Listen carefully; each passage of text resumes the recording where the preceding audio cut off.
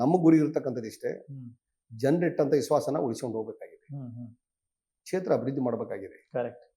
ನಾನು ಏನು ಮೊದಲನೇ ಬಾರಿ ಗೆದ್ದಾಗ ಮಾತು ಕೊಟ್ಟಿದ್ದೆ, ನಂದವಾಡಿಗೆ ಏತು ನೀರಾವರಿ ಮಾಡ್ತೀನಿ ಅಂತ ಭರವಸೆ ಕೊಟ್ಟಿದ್ದೆ. ನಂದವಾಡಿಗೆ ಏತು ನೀರಾವರಿ ಮಾಡಿದ್ದಾಯ್ತು, ಆಲ್ರೆಡಿ ಕಾಮಗಾರಿ ಪ್ರಾರಂಭವಾದ್ದಾಯ್ತು.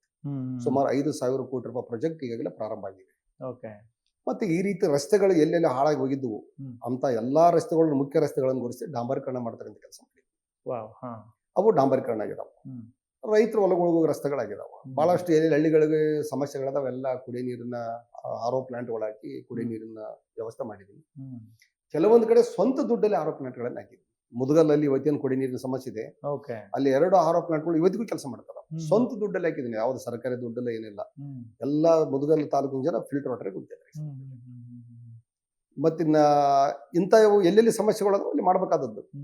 ಇವತ್ತು ನಾವು ಈ ಸರ್ಕಾರದ ಹಾಲತ್ತು ನೋಡ್ಕೊಂಡ ಮೇಲೆ ಕೇಂದ್ರ ಸರ್ಕಾರಕ್ಕೆ ಮನವಿ ಮಾಡಿಕೊಂಡು ಇಲ್ಲಿ ಒಂದು ಜಲ್ದಾರೆ ಅಂತ ಹೇಳಿ ದೊಡ್ಡ ಪ್ರಾಜೆಕ್ಟ್ ಇಡೀ ರಾಯಚೂರು ಜಿಲ್ಲೆಗೆ ಜಲ್ದಾರೆ ವರ್ಕ್ ಪ್ರಾರಂಭ ಆಯ್ತು.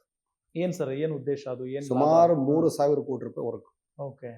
ಜಿಲ್ಲೆಗೆ ಪ್ರತಿ ಹಳ್ಳಿಗೆ, ಪ್ರತಿ ಮನೆಗಳಿಗೆ ನಳದಿಂದ ನೀರು ಕೊಡ್ತಕ್ಕಂಥ ಯೋಜನೆ ಪ್ರಧಾನಮಂತ್ರಿ ನರೇಂದ್ರ ಮೋದಿಜಿ ಅವರು ಕೊಟ್ಟಿರ್ತಕ್ಕಂಥದ್ದು.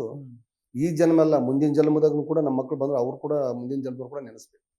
ಇಂಥ ಒಂದು ನಮ್ಮ ಜಿಲ್ಲೆಗೆ, ಹಿಂದುಳಿದಂತ ಜಿಲ್ಲೆಗೆ ಗುರುತಿಸಿ 3,000 ಕೋಟಿ ರೂಪಾಯಿ ಪ್ರಾಜೆಕ್ಟ್ ಜಲ್ದಾರೆ ವರ್ಕ್ ಕೊಟ್ಟು